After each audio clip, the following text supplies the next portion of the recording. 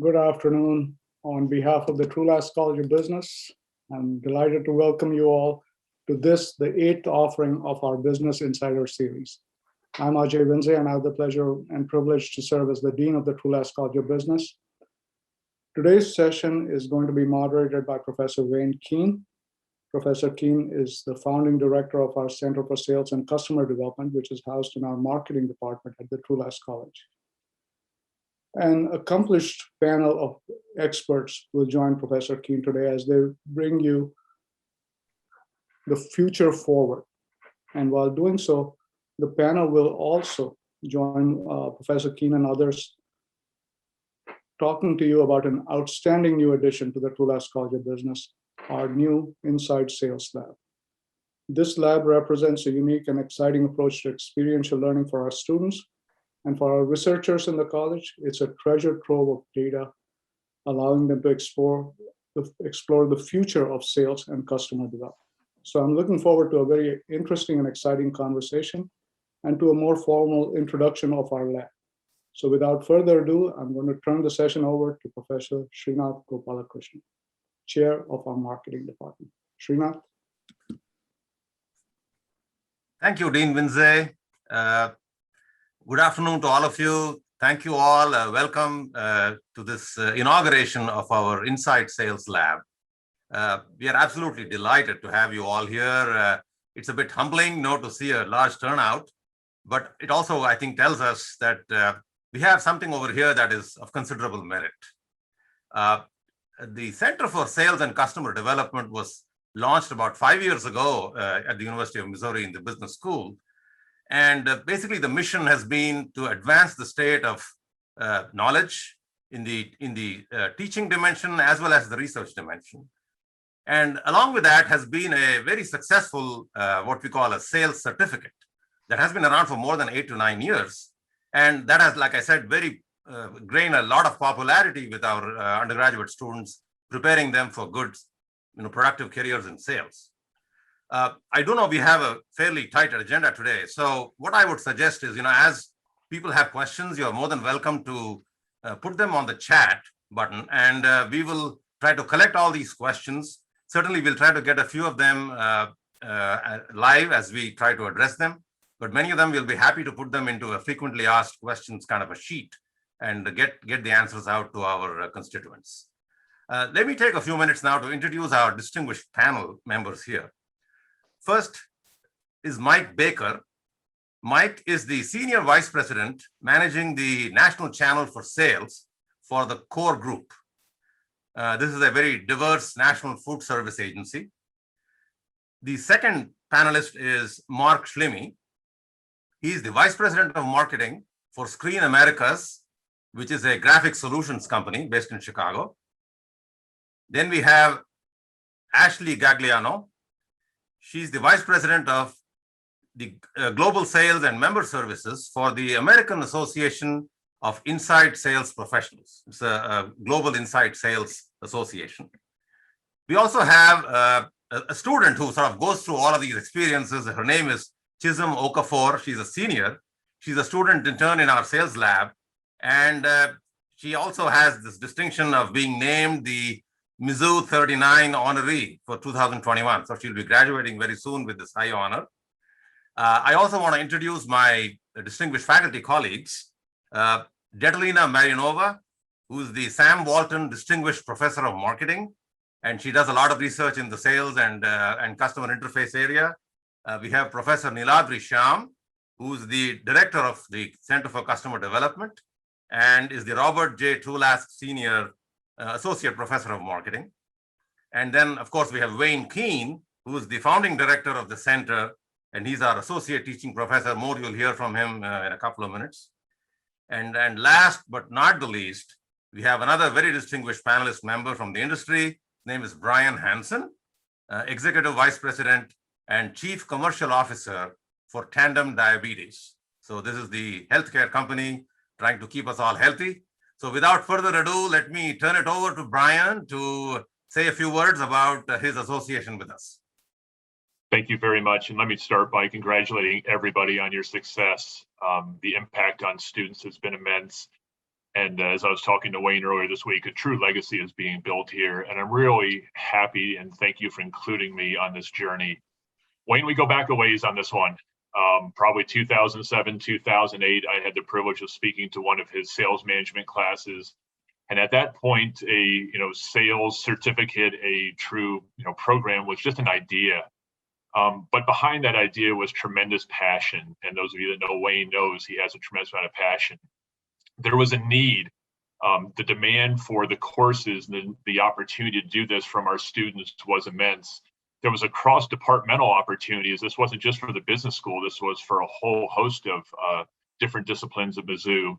There was industry support, and we started to see that build early on. And then ultimately there was management support, and we have to thank Dean Joan Gable for her early support there. And this idea started with a sales certificate. It built out additional curriculum.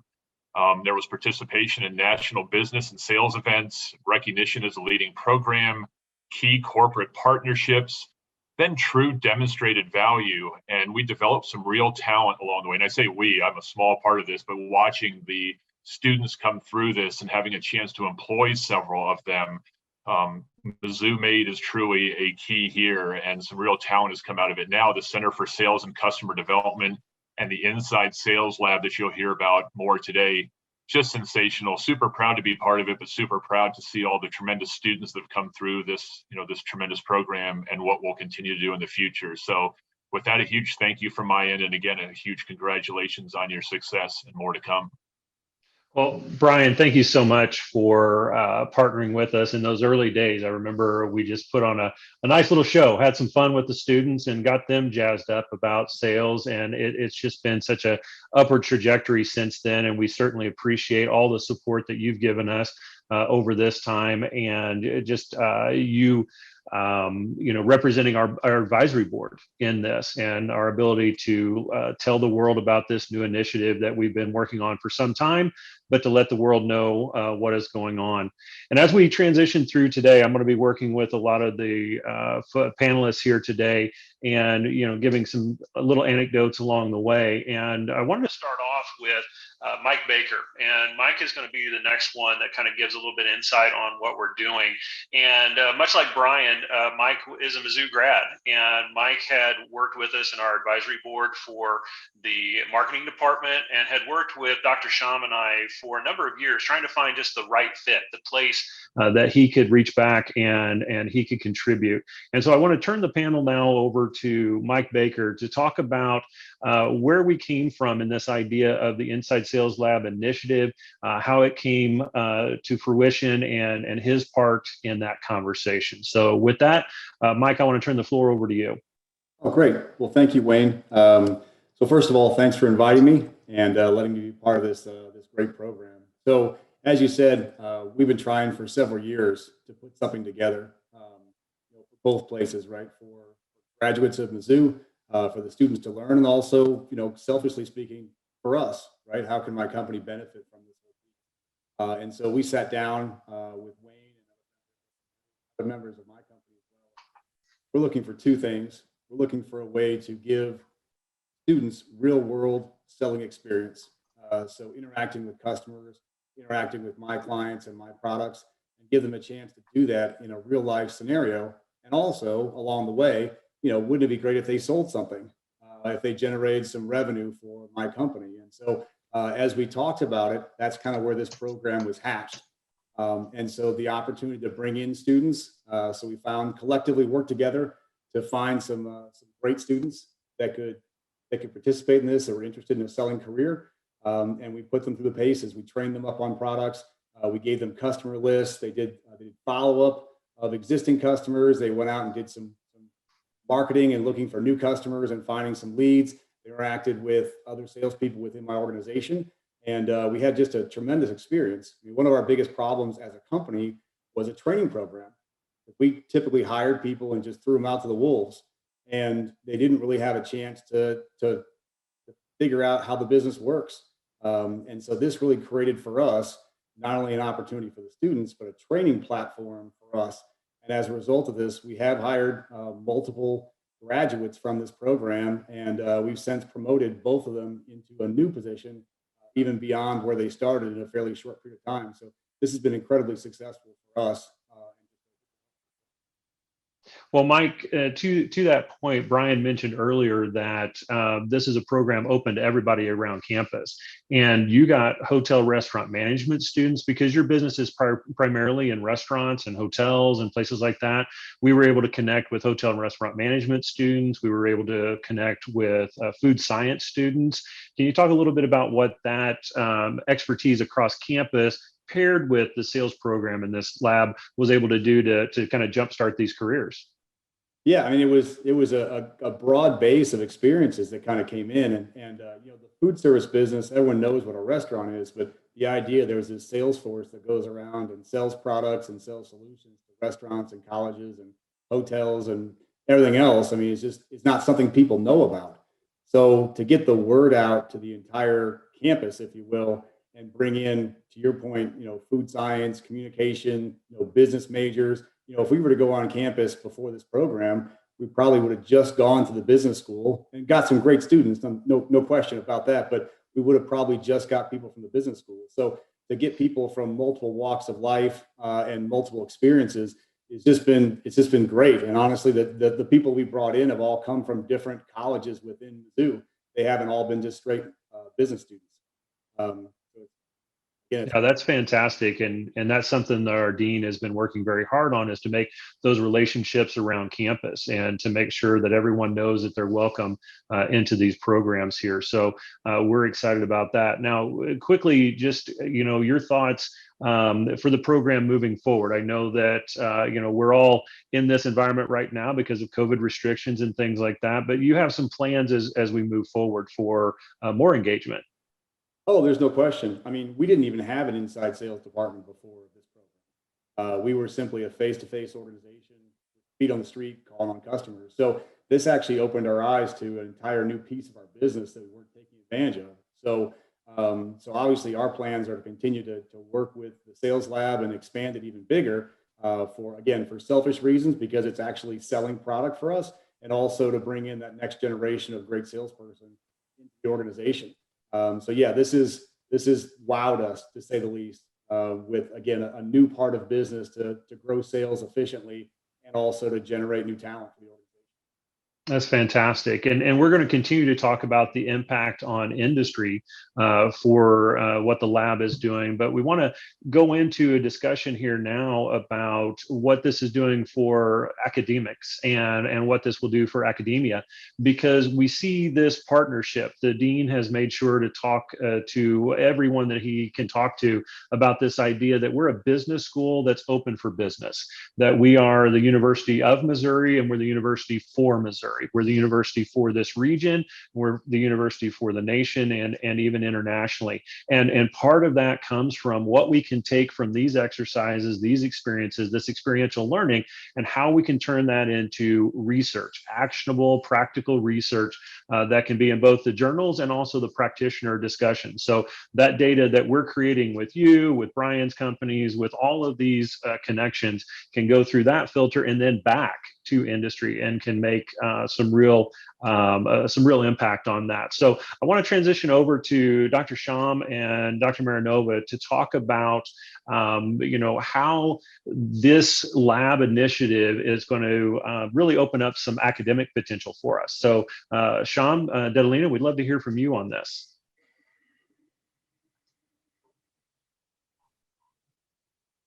So as the Dean and Srinath and also Professor Keen just mentioned, one of the things we want to also do, apart from creating exceptional value for the students and for our partner companies, is also to enable knowledge creation, which can be then disseminated for the advantage of everyone. Now, the knowledge creation depends on actually research based on data. And oftentimes we go to companies and get data, which is great data, and we actually publish and put it in the journals. But this lab will allow us to capture a kind of data which is truly unique, which is basically the kind of data which going forward will be generated more and more and more. And one of the things that has actually happened is we are not new to this business of getting great data and publishing it in the top journals. Our colleague, Professor Marinova, has actually been very successful, and is one of the world's recognized leaders in artificial intelligence and machine learning as it applies to sales and sales management. And I'd like to take this opportunity to invite her to talk a little bit about her research. So these are the things that we've already done, and we'll continue to do so more and more going forward based on the data we get. Datalina? Thank you, Sham. Thank you for the introduction. And indeed, my research focuses on how salespeople and service agents in organizations interact with customers. And I'm really motivated to understand what organizations can do to increase the effectiveness of their sales interactions with customers and increase profitability, increase their revenue, but at the same time produce happy customers who are willing and interested in establishing relationships with organizations and who are interested in continuously interacting with companies. And in the last 5 and 6 years, my research has been in the area of remote and digital selling. And like you mentioned, Sham, I have been going outside of the university to work with companies and collect data in order to study these dynamic interactions. And now with the opening of the Inside Sales Lab, I would be able to collect data, observe such interactions, and actually work with companies to maximize their outcomes and increase the effectiveness of inside sales calls. And like Mike just mentioned, many companies have had face-to-face operations, and now they had to shift. So a recent McKinsey report actually shares that 75% of business decision makers prefer remote or digital interactions.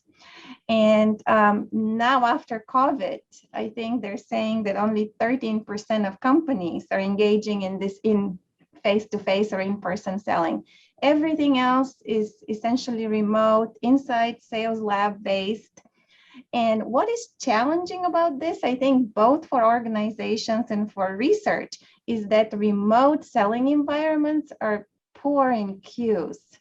So salespeople who are used to interact in a lot of visual ways, using certain gestures and facial expressions and in-person connecting with the customer, cannot do this as effectively in an audio, and even in a Zoom environment is not necessarily the same. So the question arises, what to say and how to say it in these inside sales type of inside sales interactions with customers.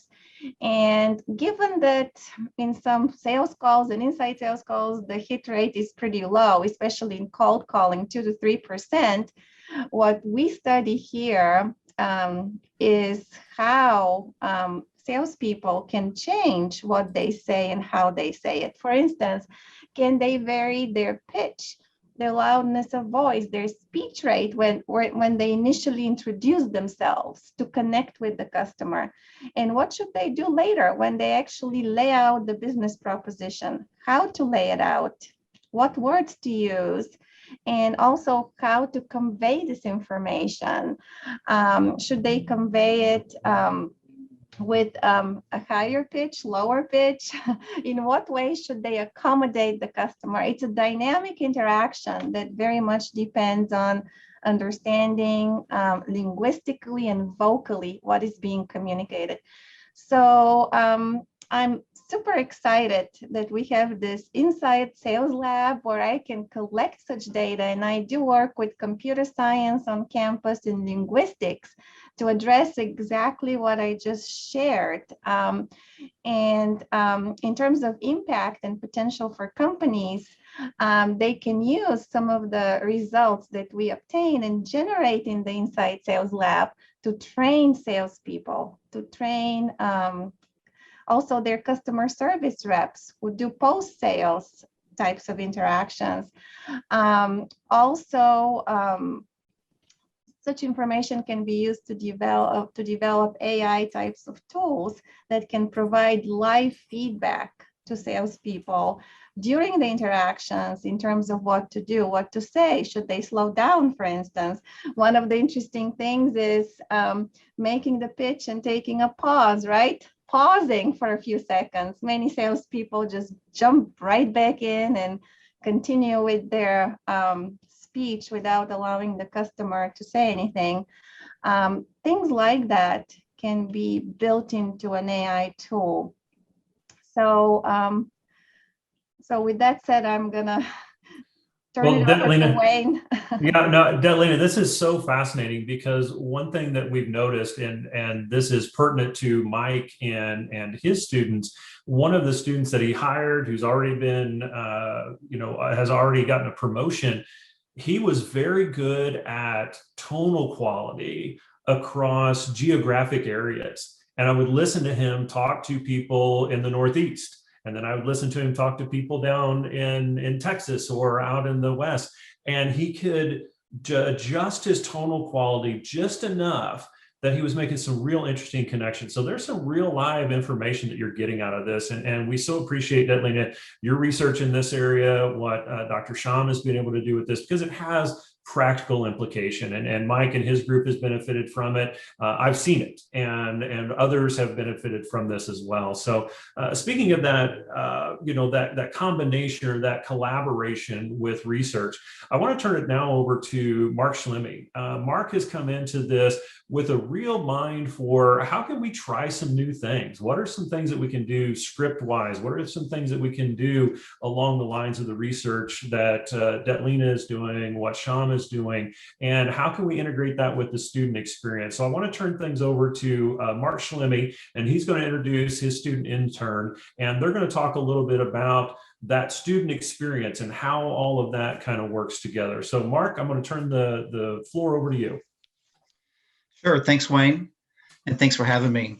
I guess first, just a little background on screen and what our challenge was, so maybe you can understand how we arrived where we did. So we're the North American store for a large Japanese technology manufacturer. So we are competing in a highly competitive field, just like everybody. We have a small sales team, 8 people selling capital equipment solutions, $1.5 million to $2 million solutions. These are long campaigns. Our sales team was covering a lot of territory pre-pandemic, 8 people covering all of North America on 2 vertical markets. So their time was limited. Our challenge was, and when I first started to work with you, was we wanted to use the inside sales team to address some of our challenges with brand recognition.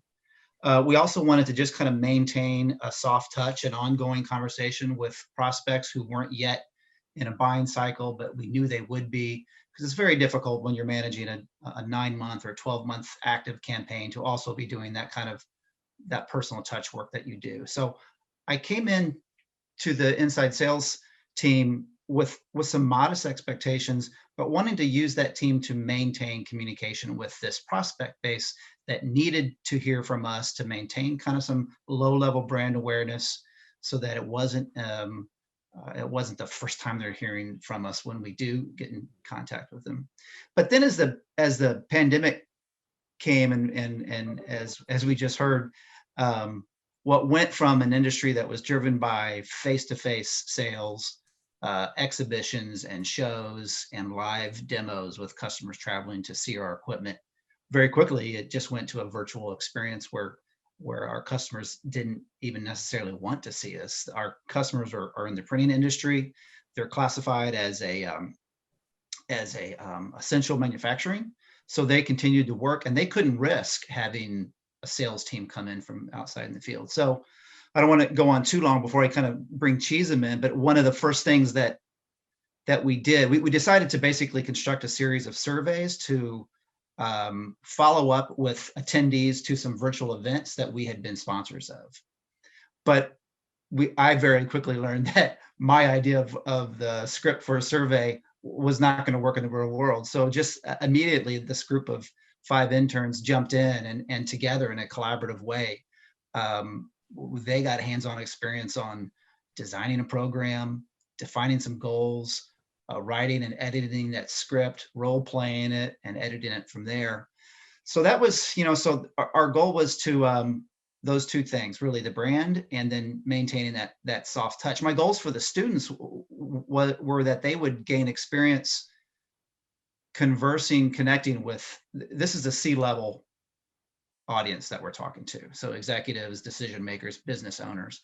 And I thought it would be valuable to them to have that kind of experience on a daily basis, to get past gatekeepers, to then engage with the decision maker and really talk with someone who's probably going to be, several decades their senior and much more experience. So I guess I'd hand it over to Chisholm there to maybe ask her about, our progress in kind of meeting that goal, achieving that or exceeding that goal, and just her experience with working through that challenge of talking to decision makers, grabbing some attention, holding them for what was a short 3 to 4 minute conversation. Hello, everybody. My name is Chisholm, as he was saying. I'm a student intern here, and I'm actually coming to you live from the lab currently, which is really cool. But yeah, Mark, I think to answer your question, I feel like we did accomplish that goal and are constantly continuing to accomplish that goal. When I first started working with Screen, one thing that I noticed was a big deal was adaptability, and knowing that adaptability was key. And as some of you may know, Screen started with the sales lab earlier this year, as did I. And so we were kind of like the guinea pig interns. And so everything was kind of new to me, new to Screen. And to kind of give you like a description of how my experience has gone this past year, as Mark was saying, in the beginning, we had one script that we thought would be a good fit for all of the clients that we were speaking to. But we kind of quickly learned that we would have to adjust and kind of adapt the script to fit more of a conversational aspect. And since my role isn't necessarily transactional, I'm kind of focused on, like Mark was saying, kind of conversing with these people to bring about that brand awareness so that in the future they have Screen as top of mind to make their final purchases. So that was kind of the challenge in the beginning, just kind of learning how to adapt those conversations with those C-suite level executives and those gatekeepers. But I think with this continuous practice, it's definitely given me necessary skills for postgraduate plans. I plan to work for General Mills in June of this summer. And so a lot of the skills that I've been doing here, like these callings and these speaking to these higher ups, definitely is going to be utilized when I'm working in General Mills this next summer. So yeah, I think we've definitely accomplished those goals, Mark, and we continue to do that. Awesome. Definitely, we appreciate what Mark and his group has brought to this, and both Sham and I and one of our other colleagues, Dr. Kim, have worked with Mark and with the students to put this together and to help them refine the scripts and continue to tweak this. And that's one of the values, I think, Mark, you would agree, of this partnership, is that you can get some fresh eyes on some things that you maybe have a little bit of a tunnel vision on, but you can see that there's some broader ways that we can kind of take a look at some problems that you're facing. Right, and the ability in the sales lab to listen in on some of the calls. So the sales interns are recording the calls. They're using a system that captures the audio files. And early on, just the ability to hear the interaction and very quickly identify some things that we needed to change, helped us make it a meaningful program. There has, again, we're selling capital equipment solutions. We wouldn't expect a sale or even necessarily anything more than a warm or a cool lead. But certainly there's been multiple examples where we have connected someone who attended a virtual event. They hadn't been followed up with from our sales team because there were so many people attending, and they had just kind of missed that connection. But then in a conversation follow up from the inside sales team, calling them representing Screen as a Screen employee, we were able to then put them in touch with the sales team. So none of that is. I won't be sending out any commission checks just yet, but there's definitely been some success stories. It's on the horizon for sure. Well, that's a great transition for us to bring in Ashley Gagliano. And she is, as Dr. Gautam Krishna said, Vice President for an organization that is all about inside sales professionals and what they bring to the table. And so we want to spend a couple of minutes listening to Ashley talk to us about the importance of inside virtual sales. And just again, to remind folks who are on this call, this is something that had been gaining momentum pre-COVID. We actually had started these conversations back in 2018, early 2019, had brought the first groups, Mike's group and others on at that time. And then it just turned out that, boy, everything was accelerated. And that's where the title of this call is the idea that we're bringing the future forward, and we're accelerating that with this lab. And so with that, Ashley, if you want to come in and talk to us a little bit about the importance of virtual and inside sales to companies as we move forward. Yeah, well, first off, thank you for inviting me on, and I'm really honored to be a part of today's conversation. The Inside Sales Lab, just hearing Mark and Mike talk about what it has done for their team, that is amazing. And as Wayne mentioned, with the AAISP, we use our acronym because we have actually, over the last 6 years, have gone global. So we are a global inside sales association, and we've been helping inside and virtual teams over the last 13 plus years, helping with process, growing, expanding, bringing new best practices to light, as well as the latest research around the profession of inside virtual sales. And really our mission, if you haven't looked at us, we are taking inside sales to that next level of professionalism and performance. Prior to the pandemic, the inside sales teams for many companies, and again, just hearing Mike talk about this a little bit, sales was really seen as the team, the sales team, and inside and virtual is kind of seen as that secondary team doing more of that SMB and mid-market sales, maybe following up on leads and things like that, and then pushing them to the field. Now that we're in the pandemic, there is a huge shift in this where we're all virtual, we're all remote selling, the field are inside, the inside teams are working from home, and who had the skill sets to do the job well? Immediately, the inside team, sorry to the field. And we really didn't skip that beat. With the experience of the processes and using the tools to communicate with our buyers via video, chat, email, text, phone, and other avenues like LinkedIn, and reaching out to our customers at scale has not scaled back the inside teams. It's actually, we are seeing a huge growth spurt. Whereas field right now, we're seeing it minimizing because our customers, our buyers right now are finding that doing meetings once in person doesn't always need to be necessary. This virtual way is working and it's meeting their needs. So we've had many inside sales teams during this time training the field on how to be effective and efficient in using the tools for success. And many field have joined our association as well. In fact, the other day I had a field leader come in and say, oh my gosh, we are inside sales and we can do it. And this is almost like the transformation even of the field, because they're going to be taking these tools with them back to their role when they can get in person. We are definitely seeing a blurring of the lines, absolutely, between the two teams, and many companies are really breaking down the barriers between the teams and finding ways to be more effective with the customers and align with the customers' needs. We're hearing more companies even eliminating titles from inside and field and now saying, hey, we don't have inside, we don't have field, we have hybrid reps. And if that customer wants to see our reps, we're giving them T&E budget to go do that. So that is amazing. And that really streamlines with the customer, because a lot of times customers don't want to be passed around. They want to work with their one rep because they built that great relationship with that. So I know you guys mentioned McKinsey. We work with McKinsey with research. We did some research with BCG, Boston Consulting Group, around field versus inside strategy, inside sales strategy. And the results came back with, this is really interesting, the share of revenue and growth is going to, over the next several years, increase in inside sales by 80% with a lot of our companies. And field is going to decrease by 60% and up to 89% with no change at all. And I was shocked to see that. Doesn't mean field's going away. Some buyers and customers will need to see their reps in person, but the shift is less of is less of what that is real, that our customers are buying over the phones, computer, and enjoy that information immediately to have access to. Just a couple other things I wanted to mention is the ASB has been helping teams, field and insides, with getting their rep sales certified as sales professionals and providing them a community to benchmark with data-driven conversations. And bottom line, inside sales, virtual sales has emerged and is not going anywhere, but growing and bringing young talent and professionals to teams. And is what many of our member companies are looking for right now. Each week I'm hearing from companies in search of new talent and what universities should they be targeting.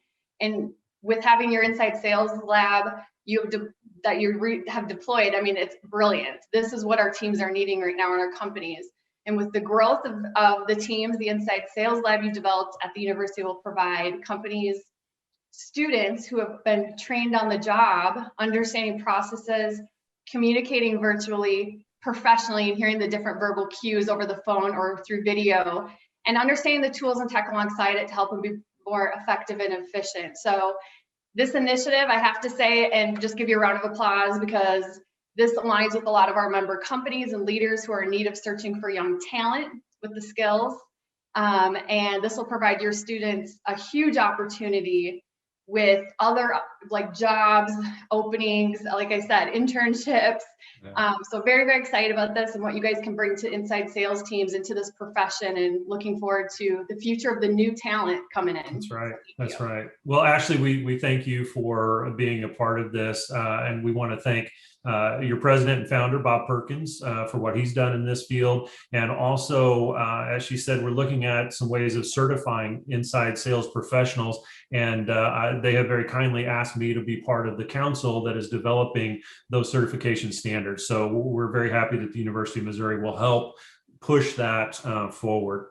So speaking of moving forward, what I want to do now is move into a time where we can get some discussion from our panelists. And I'm going to make a quick timing switch here, because Mike Baker let me know that, as all sales professionals, sometimes the customer calls and we got to run. And so he needs to bug out for an important meeting just after he speaks. So I'm going to put Mike first, and then we're going to go to Brian. But what we're going to do is talk about how can industry emerge post-COVID to take advantage of the inside virtual sales, and how can higher education and industry work together as we bring that future forward. So Mike Baker, I'm going to ask you to start off this discussion and talk about how will your industry, food service and distribution, be impacted by the talents and tools being developed by the Inside Sales Lab, and as we see these transitions happening? Yeah, well, first of all, I apologize for having to bounce off, but like you said, I mean, these things come up in the sales world. So I think first and foremost, as I mentioned, in the food service selling business, it's been a face-to-face business for as long as it's been a business. So the idea that, you know, having the sales lab to bring in people that understand how to sell over the phone, to sell virtually, it's a very different approach. And I think that's what the last speaker was talking about. Talking to somebody in person is very different than talking to somebody over the phone or talking to somebody through a Zoom. It's a completely different animal. It's a different skill set. And when we were hit with COVID, like everybody else, all our salespeople were sidelined. Everybody turned into inside sales. And we're just now starting to emerge from that today, that, you know, our business is probably about 50-50 in person to virtual, or to, you know, inside sales, where before it was 100%. I think when this thing all finishes, whatever that looks like, and we get back to whatever normal looks like, I think we'll probably be 75-25, 70-30, something like that, as far as in-person calls to calls that are made with an inside sales team. And so it's critical for us to find individuals that are comfortable talking over the phone, that can pick up those cues, that can take those pauses that were mentioned earlier, that don't just talk at somebody. Salespeople do have a tendency just to talk, and to not listen. And so to be able to talk to somebody and to pick up things when you can't see their face, you can't tell if they're paying attention, you can't get those cues back from them, you can't get those buying signals, and you don't get that personal piece. You know, as salespeople, you know, we get in the door sometimes just by making small talk, having little conversations, talking about what's going on around them, the environment. All that stuff is really not in the picture, if you will, for this. And so you got to start kind of cold. You kind of start in the dark. So for me, I guess going back to the original question, if the University of Missouri and potentially other universities even could provide people that are ready to go in the workforce, that are prepared to sell without being in person. That would be a huge service for the food service business. I can tell you that there's about 4 companies nationally that do what my company does. And I can tell you since COVID hit, everybody did the same thing. And I can tell you 3 of the 4 of us have all started an inside sales approach of some sort long term because it's just critical. And the other part that I'll say this, and then I'll stop talking as a sales guy does, is that the other part we had to teach our customers to engage with us.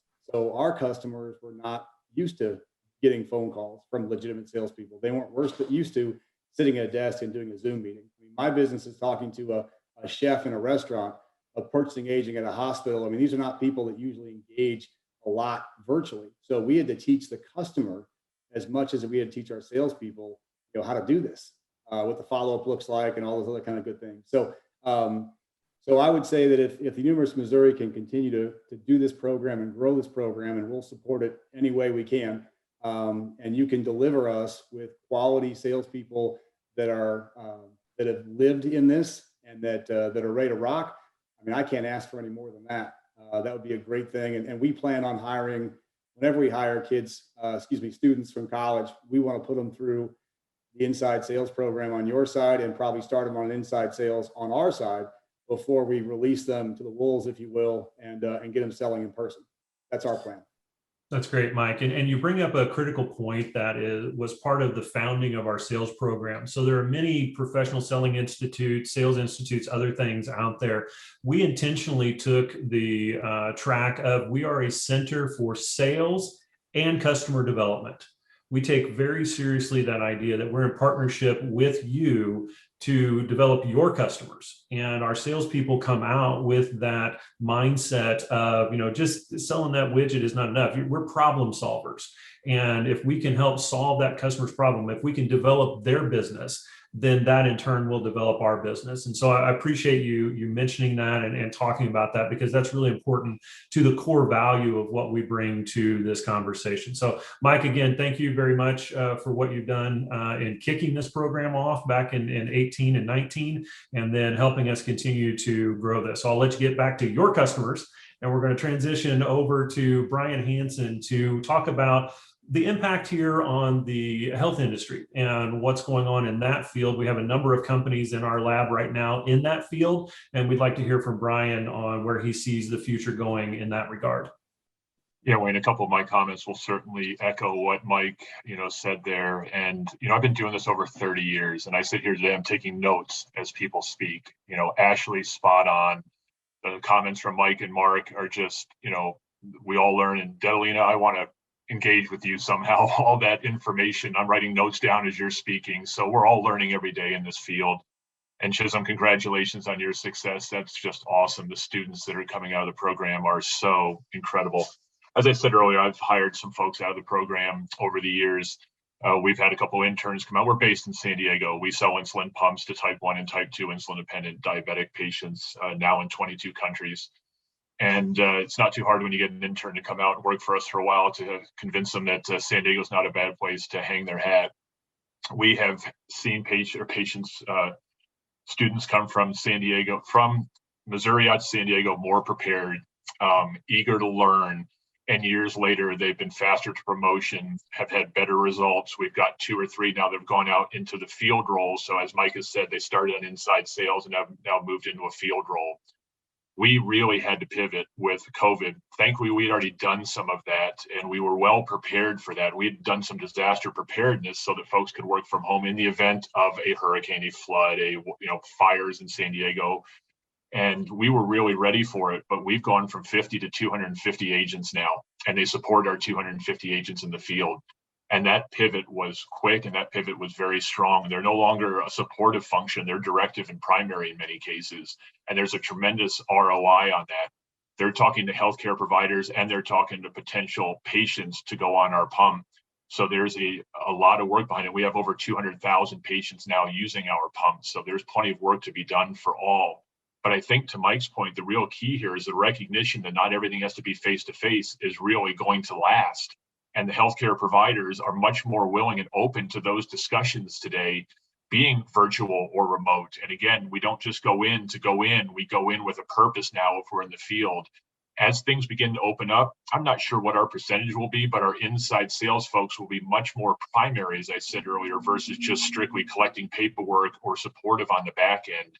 And our folks that are in the field are no longer going to drive 2 hours for a 30-minute meeting. They are going to be, utilizing these tools like we're on today and doing things from a virtual perspective. So anytime we can get students that have come through this program and they're better equipped and they're recognizing the metrics that are important and the tactics that are important, they're going to be better prepared. And, quite frankly, those that have come from the University of Missouri have been for us and have done really, really well. And I think, Wayne, I see you, nodding your head. We're very proud of those that have come to Tandem and worked with us and are now in, added responsibility roles and have been promoted 1 or 2 times in the last couple of years. So, kudos to that, but definitely a shift in the healthcare business. And I think that will last for pharma companies, device companies, therapeutic companies going forward here.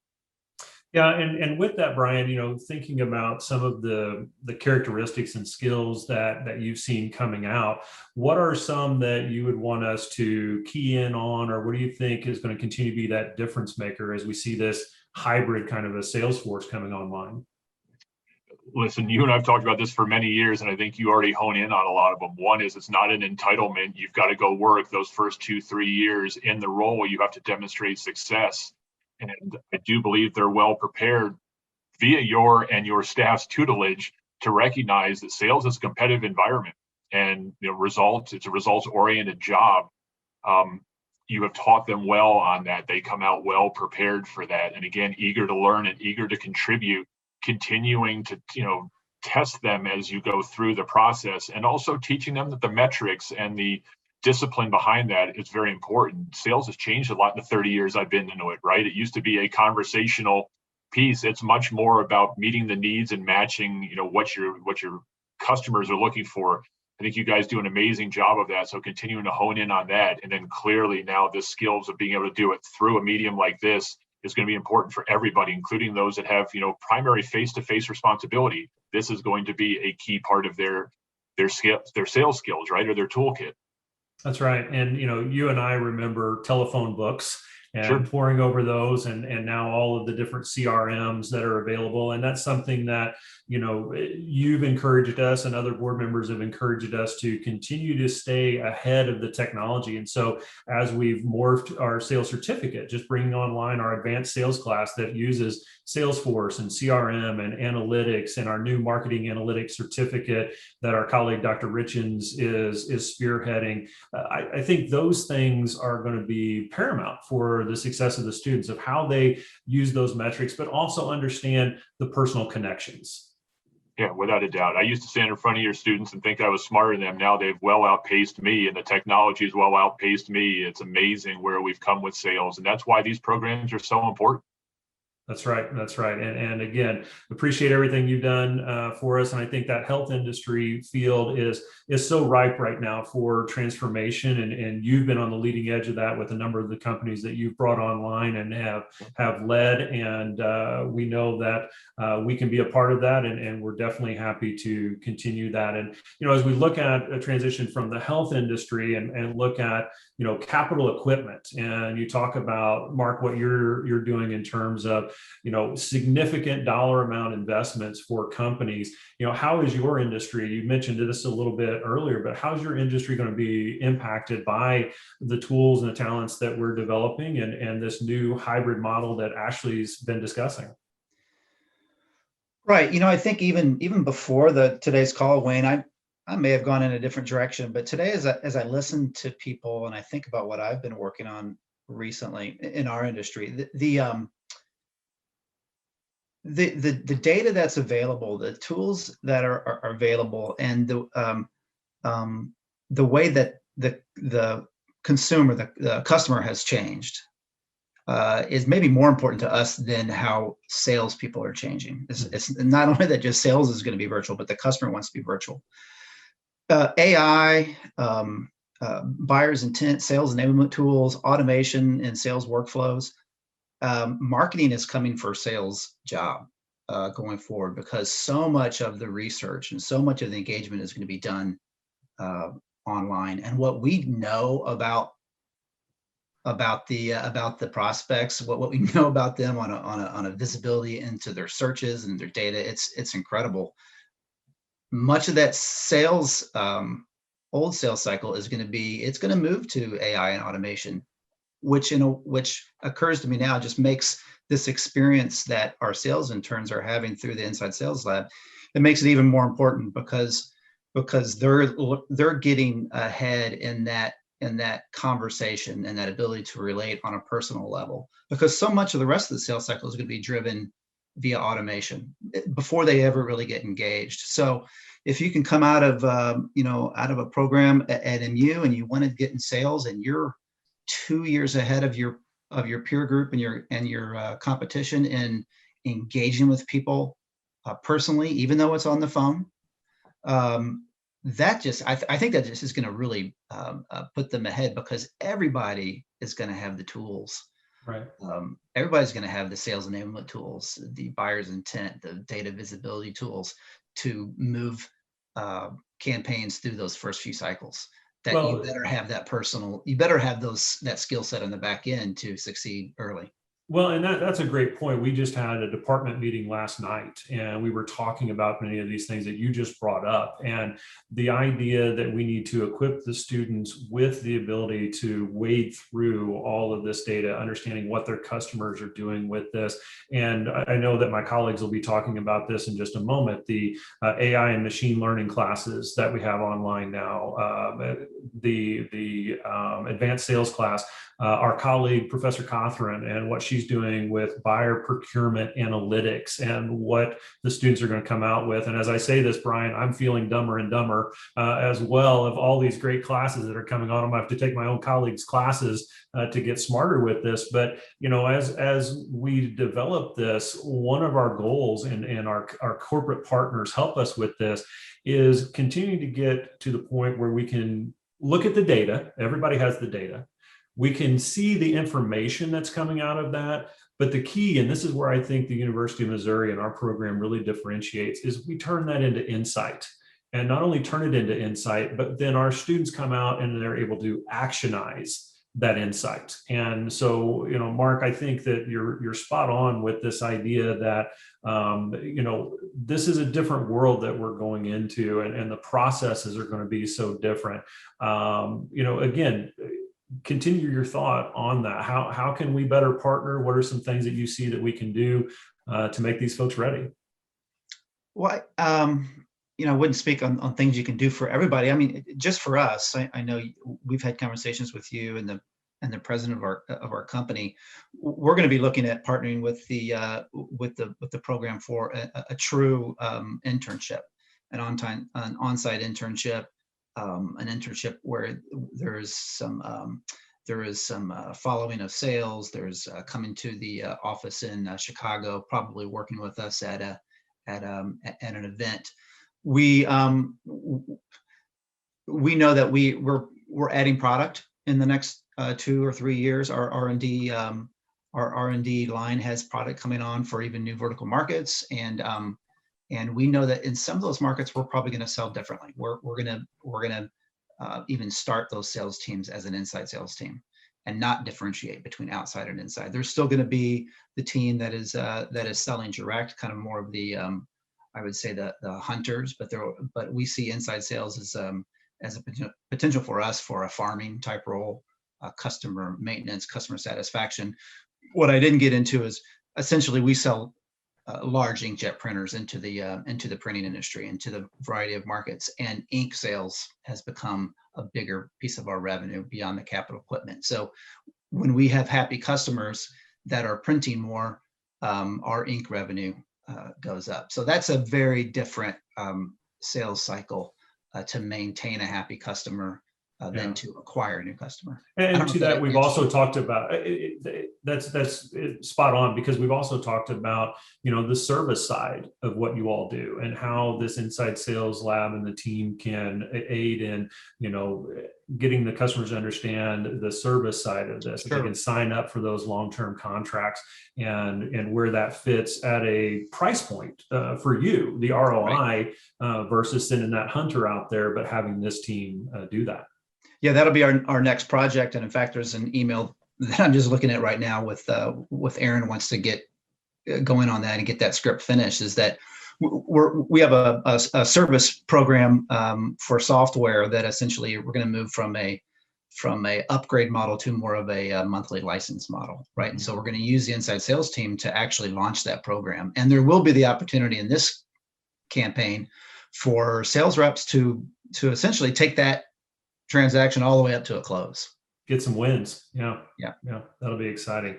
Well, Mark, thank you. We appreciate your insight into your industry and to all of our industry partners there. Now we want to move over now and bring my colleagues in, Srinath and Dedalina and Sham, and talk about, as Mark said, with this partnership, as we bring a fresh lens to it, they're able to see some different parts of their business that might fit this model, that they could do some things differently.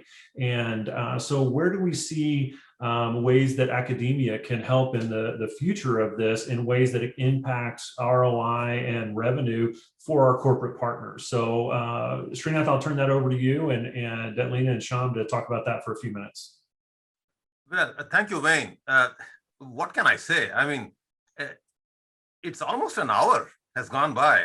I was so exciting to hear. It was just to hear all the comments that people were making, and I was making a huge amount of notes here, and great ideas and opportunities for both sides. In terms of looking at the industry side, the academic side, the teaching side, the research side. I mean, you talked about this question of what can academia add to sort of bring about some kind of an ROI, and I'll bring my colleagues in here, but I think one of the things I thought about, I was making notes when Chisholm was talking, and she said something about adaptive script, adapting your script as you speak to a prospective customer. And then Dedalina earlier, when she was on, she was saying something about it is not just what you say, it is also about how you say it and all that. And I was just thinking one way in which academia can start to maybe bring value to the whole profession and outside is by looking at this lab as a possibility for experimentation.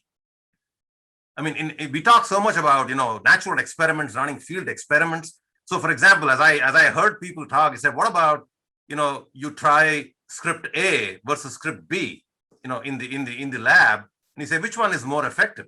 You try protocol A versus protocol B. I'm just wondering the experimentation as a way in which we marketers always think about establishing causality. That X causes Y is best accomplished through an experiment, which is hard to do in the real world.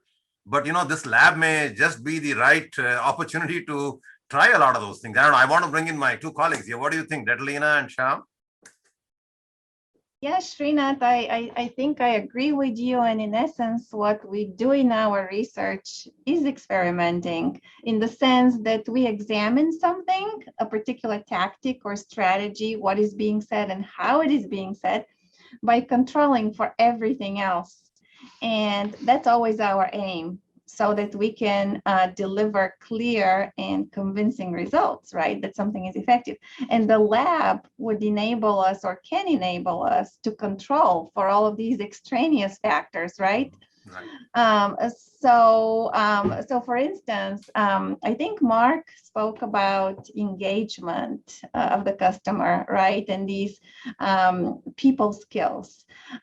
So in my work, what is interesting is that in a remote selling environment, engaging the customer is more difficult than face-to-face, right? So for instance, one of the things that I experiment with and companies may find useful is what combination of tactics can engage the customer and increase the customer experience during that call, so that they're paying more attention, they feel stronger connection with the salesperson, and they're more willing to engage in contracts or post sales, right?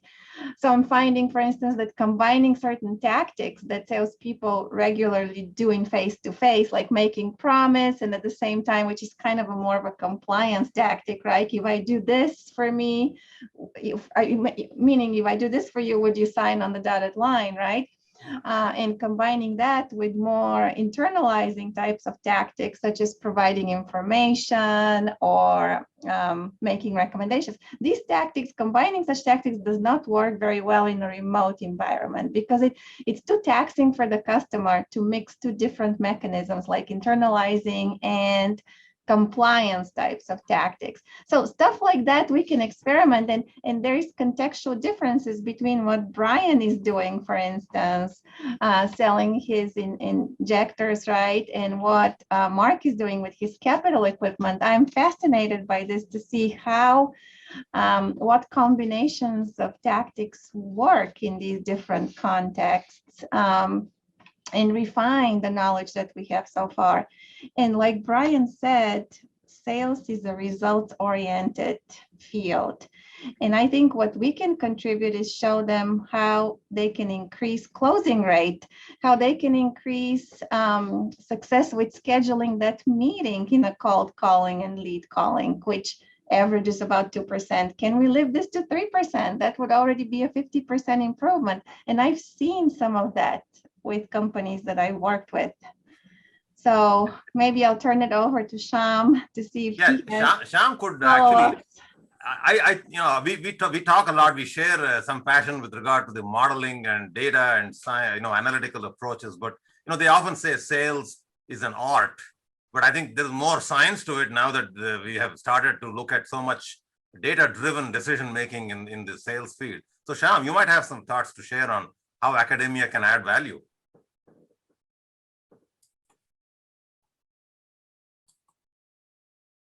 I'll just take a minute. This has been motivated by what Mike had said before, he had to take his customer call. He mentioned that in an online world, it's more difficult to pick up buying signals because you don't see the person sitting in front of you. So you know whether they're like making eye contact, whether they're fidgeting a little bit, looking here and there. So you can pick it out. But what we fail to understand is in the online world, you can pick out other signals. All of us leave digital footprints in virtual world, right? So in the data analytics world, picking up buying signals, that avatar is basically lead qualification. But that lead qualification can be done not by seeing a flushed face or a steady eye contact or a firm handshake, but that's more like based on the emails that are being exchanged. What kind of voicemails have been left? What kind of text messages have been left? What kind of social media posts do they have? What kind of Google Analytics can we pull in from their web browsing behavior? All of that can lead to lead qualification, which is basically the online version, the online avatar, like I said, of buying signals. Right. That's right. Well, Delina, go ahead, and then we'll transition over Srinath and Ashley to talk about this from an industry academic partnership model. Yeah. And then just to add a little bit on what Sham said, so we do have evidence with the research that we've done is that a digital footprint led by the buyer, for instance, if the buyer uses time-oriented words or temporal words, action types of words, that indicates higher attention or higher engagement. So we do already have some developed ways to understand that. So that's all. That's fascinating. Yeah. Srinath, how can we partner with industry now? Yeah, that's actually probably the biggest issue I think that we can leverage here with our connections with such wonderful partners over the last several years and more, hopefully coming down the road. And no better person than Ashley, to talk about this kind of a partnership that we would make here. You talked about the digital transformation pretty much that is happening, the hybrid model, the sense where you're taking this inside sales to a new level. And what I'd like to talk is, what is it that what we should be bringing to the table here from the academic side that might benefit the industry folks, saying you bring tools and other avenues that can be useful for the academic side. So how would you see this partnership evolving and growing and becoming more meaningful in the years ahead?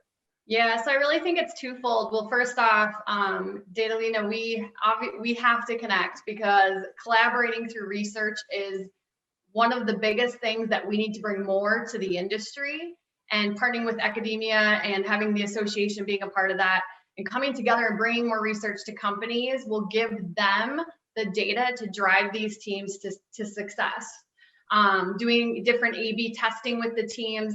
The nice thing that you guys can do with the Inside Sales Lab is do that A/B testing, seeing what's working and what's not, and bringing that to the fold. I mean, inside sales is always, and sales in general is always evolving. What I tell everybody this, what worked yesterday doesn't necessarily mean it works today. So it always has to be evolving, and not every company can evolve that quickly, but to have research data and teams doing this and then bringing it to the forefront to the other teams is going to help this industry and help the teams be better. And I know, Datalina, you mentioned research around tone and inflection of voice on calls and how that affects our calls and the prospects on the other end, and how to gauge if they're interacting, because it is a lot harder to do it virtually. Thankfully, we have video and people are using video more, so you can see more of that, but still, you have to gauge that. But what kind of data could we bring to the table, and research could we bring to the table to show how this is affecting the customer? How is the customer engaging? What isn't working? What kind of, your pace in a call, is that affecting the call, and things like that. So getting more of that research out is huge. And I will tell you, it is something that we get asked almost every single week from different companies on different pieces that they need to bring to the table to may not be their insight team, because they already know what they need to do, but they need to bring it up to the C-suite who has no idea, and they need the data to move forward. So. See, Ashley, so would you also agree that this is kind of a little bit of an uncharted territory? I mean, we are all moving forward. The landscape has changed. There is more hybrid, like you said earlier on, and there aren't as good a set of metrics that we can measure these effectiveness of these various things. So there's a lot to be done in terms of learning as we go forward. But that's kind of where I feel the collaboration between academia and industry is going to become even more important, because both sides are in some ways learning as we go forward here. Absolutely. I think the big thing we could do is do something across the board with our buyers. I think someone mentioned it earlier. I mean, our buyers are evolving. I mean, think about the next generation who's in Gen Z, our millennial generation even. This is what they use. This is how they buy. This is how they find things. Like, this is the generation. I mean, I don't go upstairs. My daughter, who is a floor up from me, she will not come down to ask me a question. She texts me. So this is the future of how people are buying and engaging with people. And so finding out how customers even in different industries, how they want to be interacted with, I think would be huge as well to bring to the table. Well, for sure. I'm sure I'm speaking on behalf of the directors here, but I'm sure they can add to this, that we would certainly look upon you to give us those connections even more, because you're the top person in the association there, to give us these conduits, to bring us in face to face with people who are looking to find more science and more systematic thinking about various sales problems going forward. So again, we appreciate all the help that you folks are giving us. Well, I appreciate it. And one thing I don't know, I just want to say one thing too, for the students, if they haven't, our association has student membership, so we should definitely talk about getting them all in and part of the community, because that'll expand their networks and learnings as well. And that's a great transition, Ashley, because I want to talk with Chisholm about, all of this being done is directed at the student experience, right? Our partner companies want to help educate the next generation to come on and continue the growth of their companies. We want to continue to, infuse that lifelong learning into our students, understanding that, when Mark and Brian and Mike and myself and my colleagues first started out in sales, it was rotary phones and phone books. And I think the last time I saw a phone book was with a strong man ripping it in half, right? So, that's a completely different model that we have now. So, Chisholm, I want you to come in here and kind of round us off and talk about what are you looking forward to? What are you taking away from this experience, and what have you received from Trulaske in terms of experiential learning? You've been a part of the Trulaske College of Business. You've been a part of the School of Journalism here at the University of Missouri. What is that going to mean to you in terms of your early success as you move forward? Right. So I personally think that no matter the major, I think students who partake in experiential learning really gain concrete experiences and become more confident in not only their major, but some of their career choices post-grad. But specifically with the business school, I think that they've done an amazing job with providing those opportunities for experiential learning. And in my case with the sales lab, I think that it's provided me with like a hands-on experience and a practice tool for my future. And it's allowed me to refine some of my skills, specifically in this virtual realm that we've kind of all gone on the journey of this over this past year. I think I can use all of these skills specifically post-grad. So yeah. Okay, and what's been, what's been a fun phone call that you've been on? What's something that just kind of stands out to you as you've been working through this system? Yeah, so in the beginning, it was a little rough for me because, again, I was talking about kind of manipulating our scripts in the beginning, and I was kind of getting used to calling people over the phone. And in the beginning, I was a little nervous, and you could probably even hear it in my voice. But I remember at the end of our survey, we usually ask them to rate their satisfaction of the call on a scale of 1 to 7. And the guy, he was like, "Oh, I could tell you were nervous, but you know what? You did an amazing job. I'm going to give you a 10. 7 was a weird number, but he gave me a 10 to round me off." But so, yeah, I remember that. And, I think that having that push in the beginning kind of gave me the confidence to continue and do better throughout the days.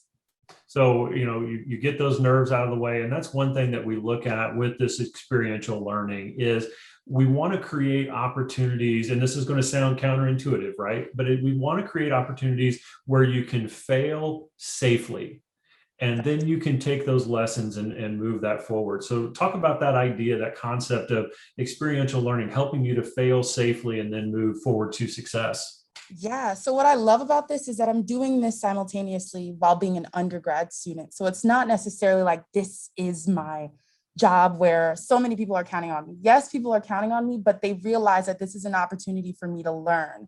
And I think that me failing or me being, not necessarily, I wouldn't even use the word failing, just not being the best caller or representative is not going to be mandatory in the beginning. It's all an experiential, process where you go from being a beginner to, okay, wow, I've got the hang of this. And now leaving in May, I'm going to feel more confident going into my job. And I think that is really the point of experiential learning. And I love that I got the opportunity to do it before I graduated. So, yeah. That's fantastic. We do want to continue to push that envelope to make sure that you have experiences that make you ready, that make you career ready, and that you can move forward with confidence in your success. So we're super excited for that. And like I said, you've been a great representative for us in this.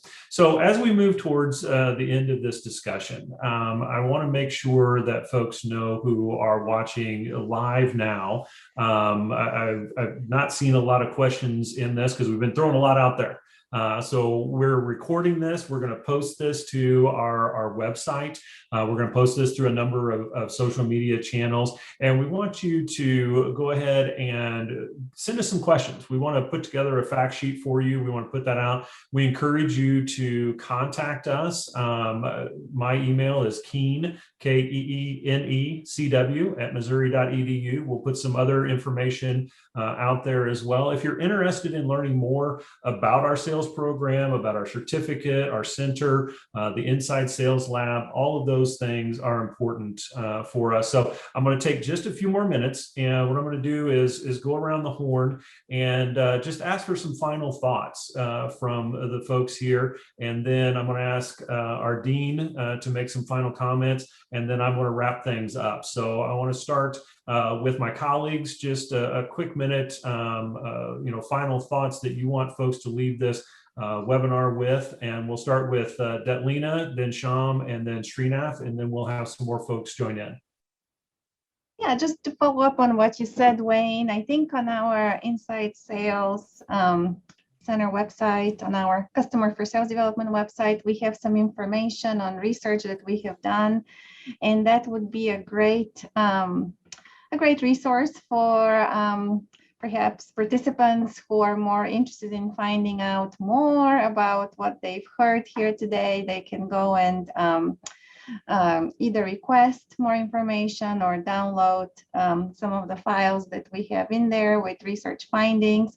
And certainly feel free to reach to me as well.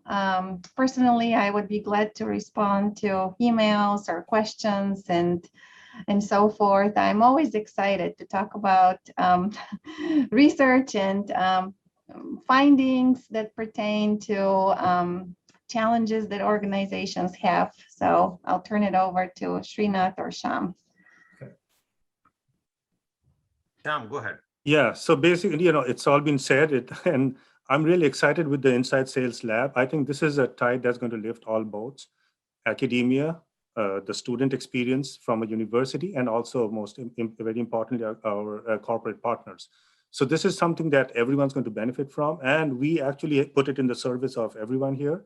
Not only our marketing department, but all the departments in the college and all colleges on the university campus as well. So, this is really a completely all-inclusive experience for everyone to have and take whatever they can take from it.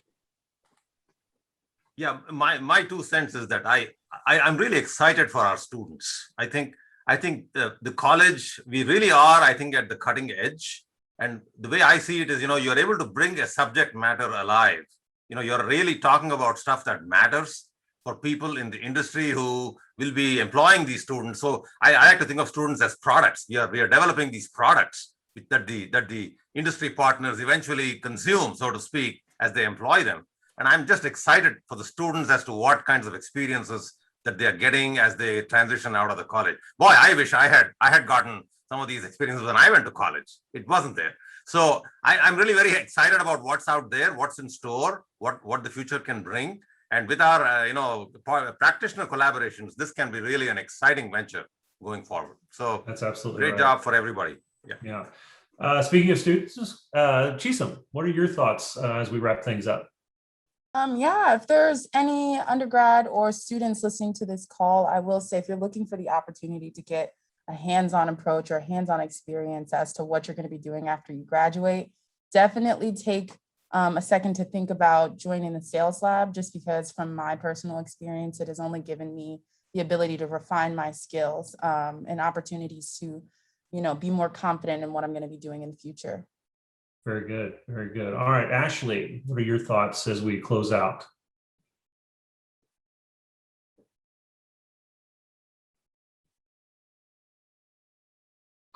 Do we still have Ashley on? All right, let's move to Mark. Sure. Yeah, just checking if I was on mute. I guess my final thoughts would be to encourage, if there's anyone out there and you're representing your company in a marketing or a sales level and you're looking to engage, I just would highly recommend the experience. You could probably go and find these services outside, at an equal level of professionalism, certainly not a level that would greatly exceed what these students have done. It's been very impressive. So the ability to do that with MU to benefit the students and to benefit your own company, at the level of commitment it's really been a fantastic experience. I encourage anybody to look into it. All right, Brian. Yeah, Mark couldn't have said it better. The opportunity to engage with the university and give back, but also get a lot on the other side from it is just really the key here. Chisholm, I just smile when you speak and stuff. I think you'd be well suited to come to Tandem and talk to our patients and providers. So maybe we can talk after this. And Ashley said something earlier that she gets a lot of questions about where to direct some of these inquiries. It should be University of Missouri. So hopefully after this hour and a half, we've certainly convinced Ashley that that's where these should go. But Wayne, proud of everything that's happened here.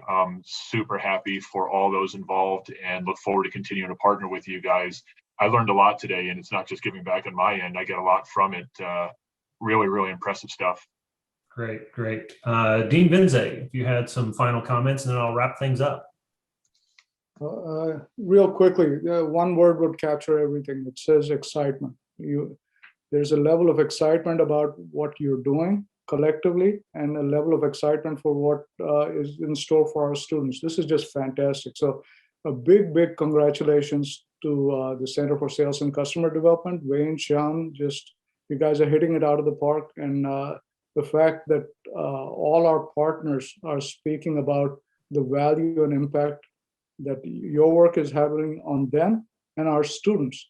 And Catalina, Sean, you captured it really well from the academic side of things.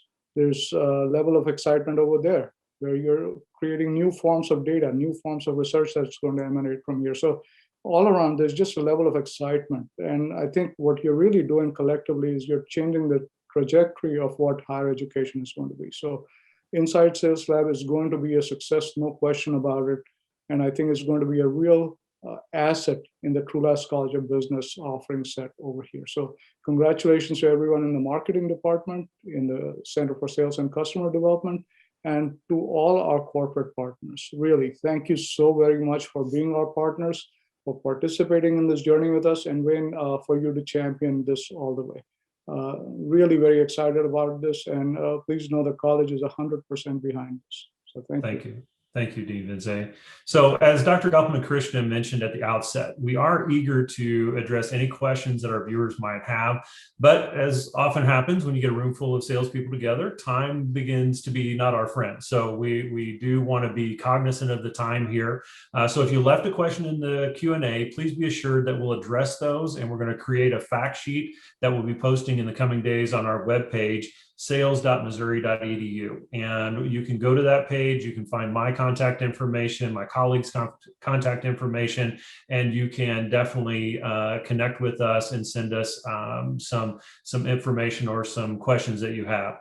So in terms of thank yous, I want to talk to our panelists here. I want to thank you all for your time today and for all that you've done to make this lab a reality. Brian, thank you so much for your deep love for Mizzou and your friendship with me. You were the first Mizzou sales alum I met when I started as an adjunct, as we said, in 2007, 2008, and your support of this program has been immeasurable. Mike, I know he had to leave, but he'll watch this later. I just want him to know that we thank him for never giving up on his desire to connect with Trulaske in new and innovative ways. And his trust in us and his desire to give back in this way is appreciated, honestly, more than he can know. And Mark, as another successful Mizzou alum, you chose to engage and give back, and your vision and excitement for the possibilities of this lab has just helped us open new pathways and new opportunities, and we appreciate that.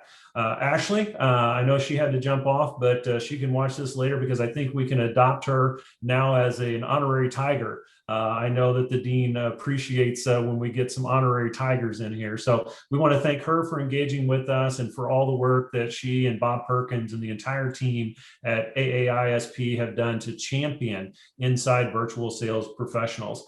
Chisholm, thank you for so ably representing your fellow students and the experiential learning opportunities that they yearn for. You're truly deserving of the Mizzou 39 honor, and you're a true Tiger who will make her mark on the world. And we're so excited to watch that journey. To my colleagues and Dean Vinze, your desire to expand the field of knowledge in this domain and ensure that Trulaske truly leads the way in business education makes this innovation and all innovations across the college possible. A couple of other thank yous that I think we need to mention here. To Harry Cornell, your belief in the transformative power of business education and your gift that helped initiate Cornell Hall has given us the physical space to do amazing things. And it is truly a jewel on campus, and we so appreciate what Harry has done over the years. To Steve Trulaske, we trust that we honor your father and your family as we continue to create these new avenues for learning and engagement. It truly is an honor to be a part of the Trulaske College of Business. To all of our lab partners, we thank you for your willingness to engage with us in this innovative new venture. Your entrepreneurial spirit is already paying dividends for your companies and our students and our research faculty. And lastly, a personal thank you, nearly 25 years in the making. This is to Rich Meldrum. In mid-1997, you had a vision to create a proactive inside sales group in the stolid, old-fashioned world of integrated steel mills. For some inexplicable reason, you entrusted that vision to an uneducated mill laborer from Jerseyville, Illinois. All the success that I have had since and all the education I have obtained is because you saw past the grime and the beard and saw potential. And with this endeavor and all the initiatives at the Trulaske College of Business, we will make sure that all of our Tigers and our partners can reach their full potential. Thank you all. And as our dean likes to say, onward and upward. MIZ, and we are adjourned. Thank you all.